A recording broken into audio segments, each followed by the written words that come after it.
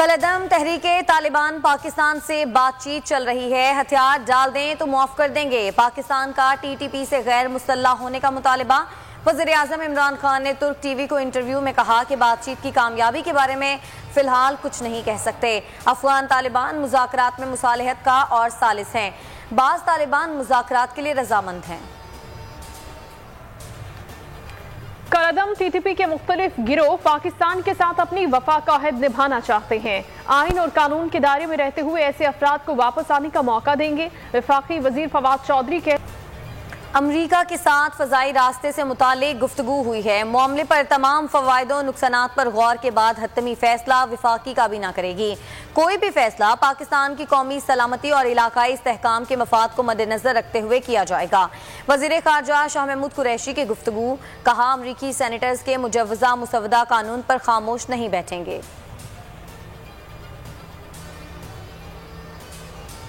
पुरअमन अफगानिस्तान पाकिस्तान और खित्ते के लिए अहम है। अफगानिस्तान में इस्तेहकाम के लिए आलमी बरादरी को अपना किरदार अदा करना होगा।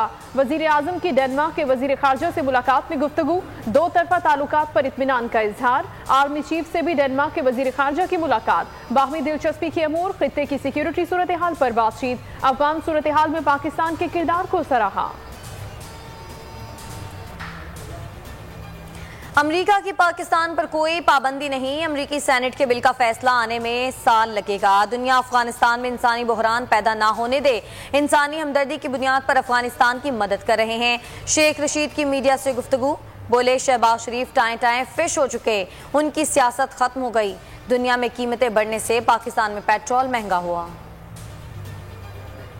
मामला तय पा गए। सऊदी अरब से मौखर अदायगी पर तेल मिल सकेगा। वजीर खजाना शौकत तरीन कहते हैं माहाना $15 करोड़ की सहूलत मिलेगी।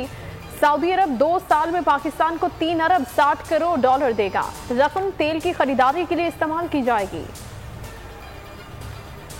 पेट्रोल और एलपीजी की कीमतों में इजाफा मुस्तरद। पार्लियामेंट के अंदर और बाहर अपोजिशन का शदीद एहतजाज। कौमी असम्बली में वज़ीर-ए-आज़म के खिलाफ नारे। ख्वाजा आसिफ ने कहा, खुदारा अवाम पर रहम करें। रजा रब्बानी बोले, रोज महंगाई बम गिराया जा रहा है। मुल्क इनकलाब की तरफ जा रहा है। वसीम शहजाद ने कहा कि अब कीमतें हुकूमत के हाथ में नहीं। अपोजिशन का ऐवानों से वॉकआउट। अंधी हुकूमत अंधाधुंध महंगाई कर रही है। हफ्तावार बम गिरा रही है और कहती है कि अवाम खुशहाल हो रहे हैं। शहबाज शरीफ का पेट्रोलियम और एलपीजी की कीमतों में इजाफा वापस लेने का मुतालबा। बोले, इमरान नियाजी ने खुदकुशी नहीं की तो अवाम को खुदकुशी पर मजबूर कर दिया। बिलावल भुट्टो ने कहा कि लूट मार सेल जारी है। अवाम रिलीफ की अच्छी खबर सुनने के लिए तरस गए हैं। एनकेएम और जमात इस्लामी का जालिमाना इजाफे पर एहतजाज। कराची में समंदरी तूफान का खतरा टल गया। रुख मस्कत के साहिल की तरफ हो गया। तूफानी बारिशों और हवाओं के इम्कान में कमी। कराची में कहीं हल्की कहीं तेज बारिश। शाहीन बलोचिस्तान की साहिली पट्टी को मुतासिर करेगा।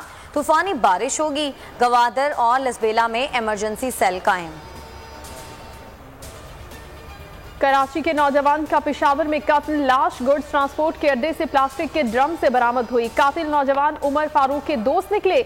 मरकजी मुल्जिम अफगानिस्तान फरार। करीबी साथी गिरफ्तार। मुल्जिमान ने 1 करोड़ तावान का भी मुतालबा किया था।